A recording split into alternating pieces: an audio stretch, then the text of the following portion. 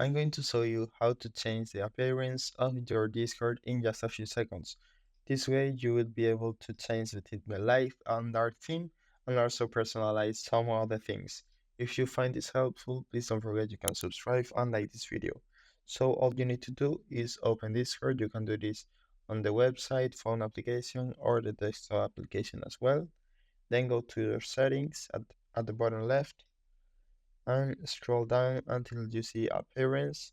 Click here and you will see the theme. So you can choose between the light one, the dark one, or synchronize it with your computer. You can also scroll down to see more features you can choose.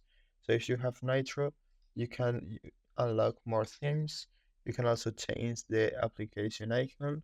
And without Nitro, you can also change the chat font. You can make the text bigger. You can make it smaller. And you can also change, increase or decrease the space between message groups and the time format. So that's it. I hope it was helpful and thanks for watching.